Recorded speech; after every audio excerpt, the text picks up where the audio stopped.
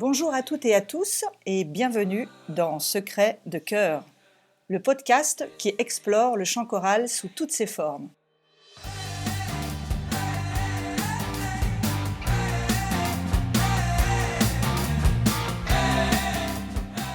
Aujourd'hui, on va se plonger dans un univers fascinant, celui d'un choriste qui navigue entre deux mondes, le jazz et le classique. Mon invité est François Collin, basse dans un quartet vocal de jazz, mais aussi dans un chœur classique depuis quelques mois.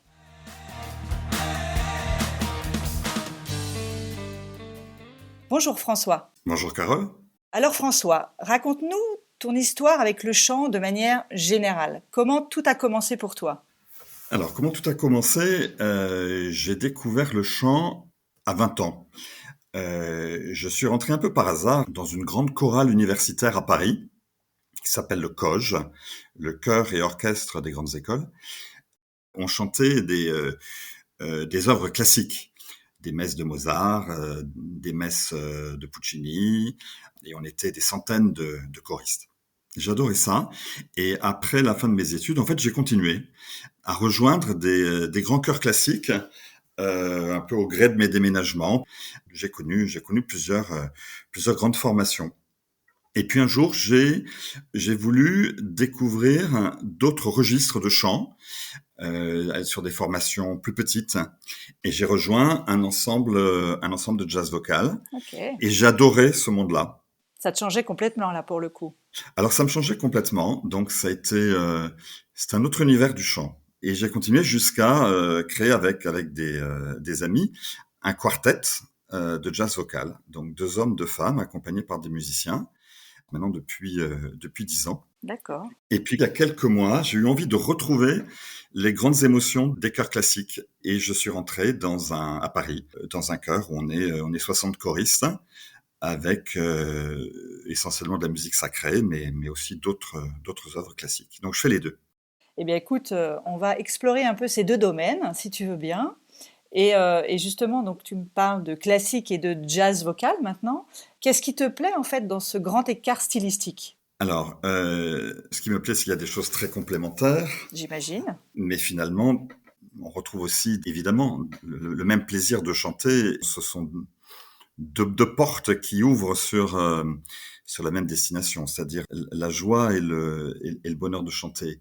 Ce qui me plaît dans le chant classique, c'est la musique dite religieuse, la musique sacrée. D'accord. Et pourtant, je n'ai moi-même aucune pratique religieuse. C'est quelque chose qui, moi, m'ouvre à une émotion qui touche l'âme, parce qu'il y a une certaine écriture, de certaines harmonies, une façon de chanter, une certaine orchestration. On chante aussi en général dans des lieux qui ont leur propre acoustique, où on chante sans micro également. C'est toute la différence avec un quartet de jazz. Tu penses que ces deux univers peuvent se nourrir en fait mutuellement ? Oui, alors ils se complètent parce que c'est un autre registre. Et ce que j'aime dans le jazz, et d'ailleurs on pratique pas seulement du jazz, mais de la bossa nova, de la musique brésilienne, de la musique pop. Là, c'est plutôt une émotion du corps au travers de cette pratique du swing. Il y a dans le jazz une sorte de liberté qui casse les codes mélodiques, les codes rythmiques, et qui va jusqu'à l'improvisation, qui est la liberté absolue. On va y venir avec tous ces sujets, oui, oui, oui. D'accord. Donc, oui, complémentaire. Et en même temps, des choses très proches, c'est-à-dire déjà l'un et l'autre sont une école de la rigueur. Faut pas s'imaginer que le classique serait uniquement le domaine de la rigueur et le jazz juste celui de l'improvisation. Il y a énormément de rigueur aussi en jazz. Ça s'ancre dans un travail de précision, d'apprentissage, de répétition, d'exigence. Et souvent, le classique, je trouve que c'est un préalable nécessaire et très utile à la pratique du jazz vocal. On comprend déjà dans un premier temps en fait ton amour pour les deux styles et on va déjà commencer par ton quartet si tu veux bien. Donc on va rappeler à tous ceux qui nous écoutent, parce que tout le monde ne connaît pas ce qu'est forcément un quartet. Donc tu me dis si je me trompe, mais c'est 4 voix. Donc tu disais il y avait 2 hommes et 2 femmes, donc une basse, un ténor, toi tu es donc la basse du groupe, Oui, une soprane et un alto. Une alto, pardon. c'est ça. Vous êtes accompagné de musiciens, c'est ça aussi? On est accompagné par 3 musiciens. Ok, On appelle ça une formation d'un trio de jazz, c'est-à-dire piano, guitare basse et batterie. d'accord. Donc avec vous, un trio en live qui vous suit sur toutes vos scènes. Donc, C'est ça.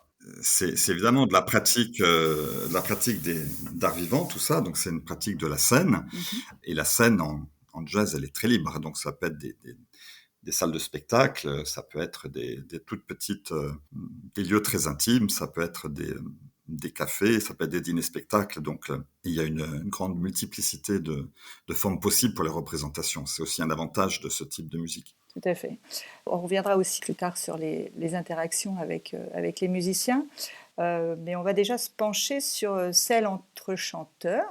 Et on imagine en fait que c'est une mécanique à 4 plutôt très affinée. Comme tu disais, c'est pas parce que c'est une musique plus légère que le classique que c'est pas précis. Et est-ce que donc tu peux nous expliquer un peu comment vous travaillez à 4? Est-ce que vous avez un chef de chœur? Ou est-ce que vous êtes vous-même les seuls garants, on va dire, de l'équilibre de vos quatre voix, de vos 4 timbres? Comment ça se passe?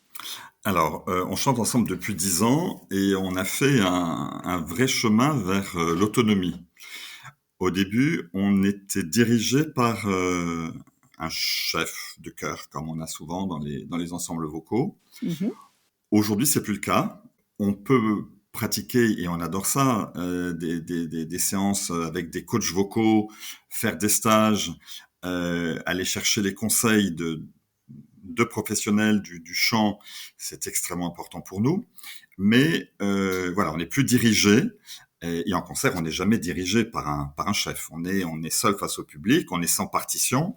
Ok. C'est plus une expérience de groupe de musique qu'une expérience chorale. La particularité, c'est qu'on est un par voix.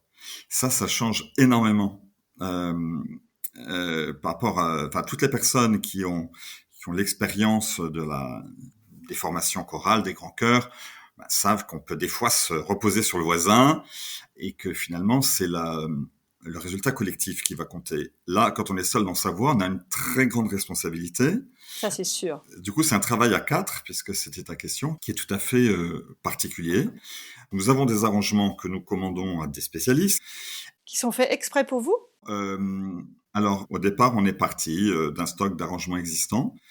Et aujourd'hui, ce sont des arrangements qui sont faits pour nous et adaptés à nos tessitures, qui sont personnalisés pour nous ou que nous personnalisons nous-mêmes. On a ce matériel de départ, qui d'ailleurs parfois va évoluer, va vivre au fil des répétitions. D'accord. Donc il y a beaucoup de temps de préparation pour un morceau. Souvent, c'est plusieurs mois avant qu'on présente un morceau au public. Bien sûr. Je crois que tu as cité le mot improvisation. Et c'est vrai que si je ne me trompe pas, dans le jazz, l'improvisation est reine. Ma question, c'était, est-ce que vous travaillez beaucoup en impro ou est-ce que c'est davantage des arrangements écrits? Alors, l'improvisation, effectivement, c'est un monde en soi dans le monde du jazz vocal. Alors, il ne faudrait pas s'imaginer que l'improvisation, c'est faire strictement ce que l'on veut, parce que l'improvisation, ça suppose de savoir naviguer dans une grille d'accords. C'est un travail extrêmement exigeant qui suppose de maîtriser l'harmonie. Ça demande un gros travail de formation préalable. En tout cas, j'imagine quand même qu'il y a des moments où tout s'aligne, enfin, où toutes vos 4 voix se fusionnent parfaitement, où les musiciens sont en parfaite symbiose avec vous. Est-ce que tu pourrais nous parler d'un moment, d'un instant sur scène où tu as ressenti cette vraie connexion totale? Alors tu en parles très très bien parce que c'est effectivement de cette nature-là. La quête du Graal dans une formation comme celle de ce quartet accompagné par un trio de jazz, c'est de vivre ces moments-là. On les vit à chaque concert parce qu'encore une fois, on a énormément travaillé On travaille les morceaux pendant des mois, on les a beaucoup polis, beaucoup affinés, beaucoup parfois fait évoluer. Pour moi, chaque concert est rempli de ces moments où on atteint cette jubilation de l'harmonie des voix, de la mise en place, de la connivence, du plaisir de chanter ensemble et du retour du public qui nous renvoie de la joie et de la reconnaissance. Donc c'est de l'ordre de l'émotion artistique et ça c'est vraiment ce qui est tout à fait propre au chant polyphonique, au chant choral, c'est que il y a quelque chose qui se passe entre musiciens, entre chanteurs, qui est un moment d'amitié, qui est un moment énergétique, qui est un moment vibratoire. À ça, on rajoute l'émotion et la vibration qu'on partage avec le public. Donc, je crois qu'il y a dans le chant, et c'est vrai pour le classique, pour le sacré, encore une fois, le jazz, la variété, je pense qu'il y a cette recherche de la scène et du plaisir de cet instant où tout le travail, tout d'un coup, se réalise dans une prestation qu'il faut vivre à 100%. Tout à fait. Le podcast est écouté par beaucoup de choristes et je pense qu'ils se retrouveront dans tout ce que tu dis actuellement. Et tu fais une belle transition pour la dernière question avant d'aborder la partie classique. Justement, tu parlais de scène.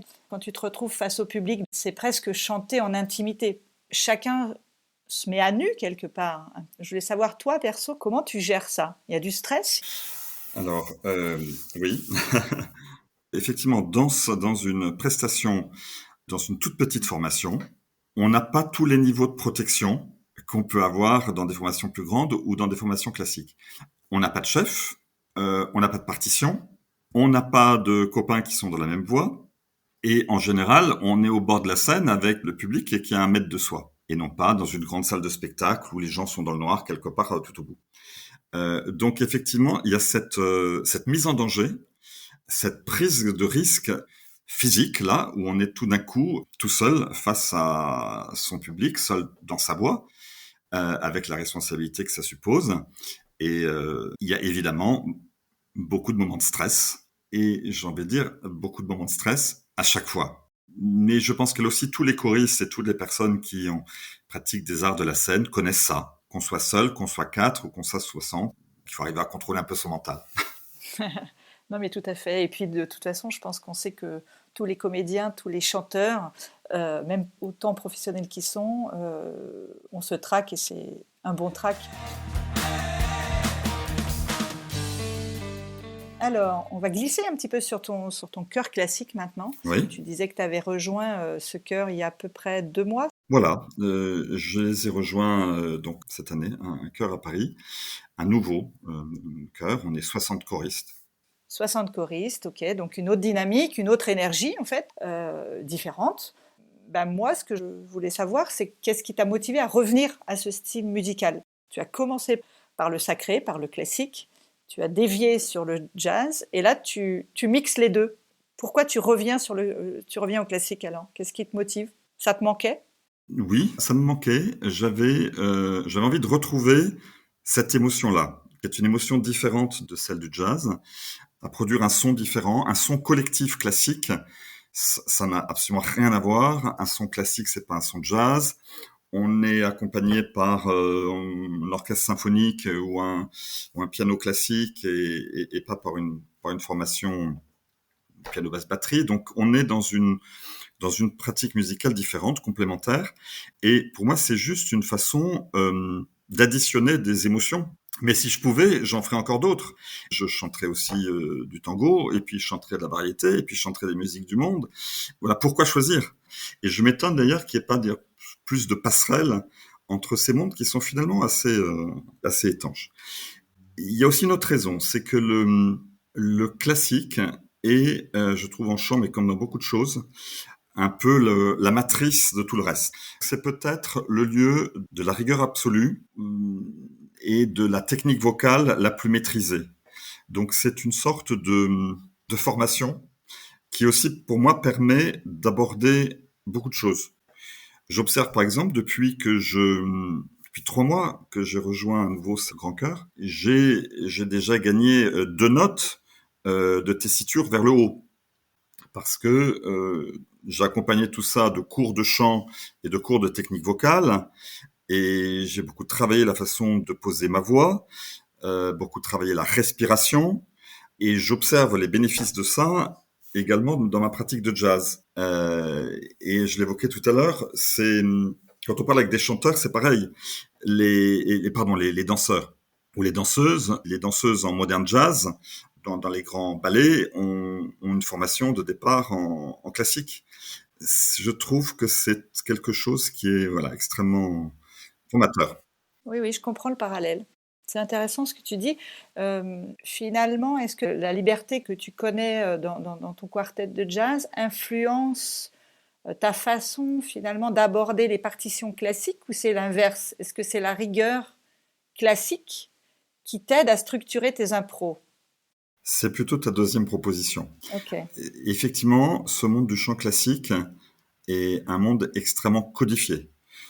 Alors, tout est écrit, mais c'est pas seulement l'écriture, les comportements sont codifiés, les postures sont codifiées, la façon dont on entre sur scène, dont on fait la transition d'un passage à un autre, dont on tient sa partition, dont on salue, tout cela est codifié. Ça peut donner l'impression, effectivement, que c'est peut-être un corset trop étroit, mais je trouve pas. Pour moi, c'est rentrer dans une pratique, mais c'est vrai aussi pour le sport, c'est vrai pour un tas d'autres mondes où il faut accepter les codes de la pratique pour en profiter complètement de l'expérience. On ne parle pas dans les répétitions, on ne bavarde pas avec avec ses voisins. Effectivement, passer d'un monde à l'autre, parfois me réserve des surprises dans la façon dont, encore une fois, dont on s'installe dans le groupe. J'allais te demander justement ça, et ça doit être déroutant parce que tu passes d'un rôle de soliste ou quasi soliste, on va dire, avec une liberté d'expression, une liberté corporelle dans ton quartet, à celui finalement plus statique, d'une voix parmi tant d'autres, dans un grand chœur dirigé par un chef, parce que je suppose que vous êtes dirigé par un chef de chœur. On est dirigé par un chef, absolument. Donc là, c'est complètement aussi à l'opposé, même si vous avez des coachs, on a bien entendu ça, mais ça doit être en effet très déroutant pour toi. Alors c'est vrai, tu as noté des points de différence qui sont clairs. Produire un son collectif à 60, ça peut être encore plus fort émotionnellement que le produire à 4. Mm-hmm. Et je compare des fois ça d'ailleurs au travail, à l'entreprise, etc. Et c'est vrai que la comparaison se fait souvent, mais on se sent une petite unité contribuant à un grand tout. Mais c'est vraiment le cas. Et avec cette satisfaction de dire, je suis à ma place, je fais mon job, hein. Je suis le bass numéro 12, là, sur la troisième rangée, mais je contribue à quelque chose de grandiose. Et j'ai envie de rajouter, quel confort aussi d'être pris en charge, hein, d'être dirigé. Je me laisse mener par le collectif. On revient à un truc peut-être plus personnel. Tu nous parlais que tu avais performé finalement dans ta technique vocale, que la pratique du classique te fait performer aussi dans le jazz et ta voix s'adapte à ces deux styles très différents. Est-ce que tu peux nous dire comment tu l'entretiens, ta voix? Est-ce que tu fais des exercices tous les jours comme un sportif pourrait s'entraîner pour être en forme? Est-ce que c'est pareil pour la voix? Alors, je ne fais pas des exercices, je devrais sûrement, mais je ne fais pas des exercices de travail vocal tous les jours. Ce que je fais tous les jours, j'apprends. J'apprends des pages de partitions parce que c'est énorme. Donc j'écoute des enregistrements avec des partitions sous les yeux. Un gros travail personnel. Tu l'as dit, pour le jazz, tu as des bandes son, vous avez des MP3. Pour le classique, est-ce que vous travaillez de la même façon? Est-ce que votre travail personnel, il se met sur le même registre? Comment ça se passe? Alors, on touche à quelque chose de compliqué là, parce que je suis dans un chœur où la plupart des gens sont lecteurs, comme on dit dans notre monde. Okay. C'est-à-dire que si on leur donne une partition, ils savent la chanter directement, ce qui n'est pas mon cas. Okay. Je n'ai pas de formation d'école de musique au départ, j'ai pas de formation en solfège, j'ai fait ma cuisine un peu tout seul au fur et à mesure. Donc pour moi c'est plus compliqué. Donc sur les œuvres classiques, soit elles existent déjà sur les supports internet, et maintenant il y en a des tonnes de supports MP3. Et à ce moment-là, je travaille comme le jazz avec des supports MP3 pour apprendre mes morceaux. Lorsqu'on monte des œuvres originales, et c'est ce qu'on fait dans le chœur dans lequel je chante, qui n'ont jamais été chantés avant, pour lesquels il n'y a pas d'enregistrement. Alors là, c'est plus compliqué. Donc j'ai parfois des grands moments de solitude où ce sont mes voisins qui chantent et moi j'enregistre et je chante la fois d'après. Ce qu'il faut, c'est arriver à être rapidement autonome et à trouver sa place dans le collectif. Si tu avais une recette à donner à nos auditeurs choristes qui ne savent pas lire une partition comme toi, en fait, le mieux c'est d'enregistrer. C'est quand même plus facile de travailler sur un MP3 que de Oui, travailler. oui. Maintenant il y a quand même tous les supports disponibles sur Internet. Donc surtout ne pas s'interdire de chanter parce que on n'a pas fait de solfège. Ça, c'est déjà un très bon Oui, conseil. oui, c'est accessible à tout le monde de choisir au départ la bonne formation avec des gens qui vous ressemblent. Et les chefs de chœur sont là pour ça, pour accompagner les gens, pour qu'ils arrivent à partager cette joie de chanter et cette joie de la polyphonie. Et puis après, le niveau d'exigence peut monter avec le métier qui rentre. Et on s'aperçoit que on arrive à poser sa voix, on arrive à respirer, on arrive à déchiffrer mieux qu'on ne pense, on arrive à rentrer dans un son collectif à 4, 6 ou 8 voix sans perdre la sienne. Voilà, tout ça, c'est une habitude. C'est comme une pratique sportive. On commence au niveau débutant, on passe au niveau avancé, et puis un jour on est expert. Et faut surtout pas brûler les étapes et pas se décourager. Super. Bah, écoute, merci pour toutes ces informations. Je pense que ça va donner envie, j'en suis sûre, à tous ceux qui nous écoutent. On arrive bientôt à la fin de notre entretien, François, mais j'ai encore quelques petites questions de manière plus générale. Oui. Quel est le rôle du chant choral pour toi aujourd'hui dans cet univers musical qui est tellement éclectique et qui est tellement diversifié? Comment tu le places? Euh, alors, moi, je dirais que c'est déjà que ça relève de la mission de santé publique, parce que c'est vraiment un facteur d'équilibre personnel, mental et physique. C'est un beau slogan, c'est un beau slogan. Parce que il y a cet épanouissement du corps, du souffle, de la poitrine qui se libère, hein, du stress qui disparaît.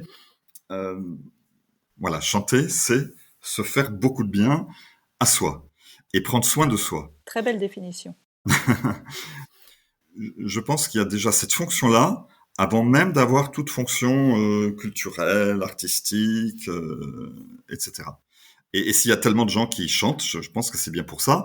Voilà, on est tous dotés d'un instrument qui sont nos cordes vocales et encore une fois notre capacité respiratoire et à produire des sons et à retenir des chansons et à les partager. Donc c'est tellement simple. Ça peut se faire dans n'importe quelle grande ville, ça peut se faire sans avoir de place chez soi, ça peut se faire partout. Après, il y a certainement une proposition culturelle autour du chant choral ou du chant polyphonique. C'est et là qu'on soit quartet ou qu'on soit un chœur de 300 personnes, ça peut être une proposition plus riche qui justement éduque l'oreille, éduque l'auditeur à cette richesse harmonique et à et ouvre encore une fois des univers voilà, des univers artistiques qui sont d'un autre ordre qu'un chanteur solo sonorisé sur une musique électronique. Quand on pratique du chant, alors je parle du classique, on navigue en général de la Renaissance à nos jours. C'est une pratique culturelle d'une richesse incroyable avec des grands auteurs. On a des grands compositeurs, comme on a en écriture des très grands auteurs. Et donc c'est s'ouvrir à des choses merveilleuses qui viennent d'autres siècles et d'autres pays. Eh bien, écoute, merci pour ce bel hommage au chant choral en tout cas. Et je rebondis sur le fait que tu dises qu'il y a de plus en plus de gens qui chantent, de plus en plus de choristes et de groupes vocaux et de chorales qui voient le jour. Si tu avais quelque chose à dire à quelqu'un qui hésite à rejoindre un chœur ou un groupe vocal, ce serait quoi? Alors quel argument pour se laisser tenter, puisque c'est ça évidemment le message, C'est ça. je crois que de promettre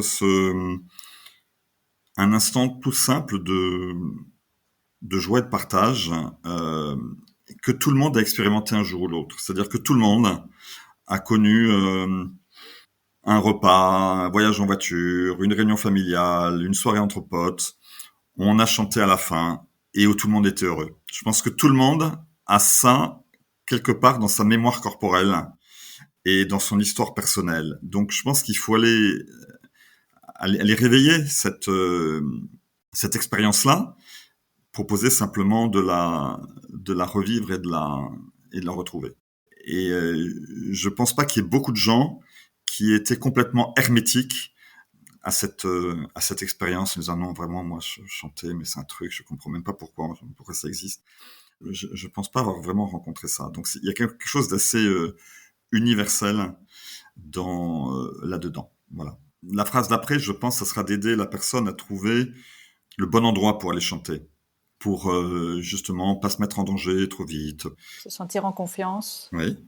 Pas se décourager, pas avoir l'impression de gravir une montagne, mais encore une fois, comme dans toutes les activités. Ça me va bien. Bah, écoute, merci beaucoup François. Ça a été un vrai plaisir de plonger dans tes deux univers. Avec plaisir. Merci Carole.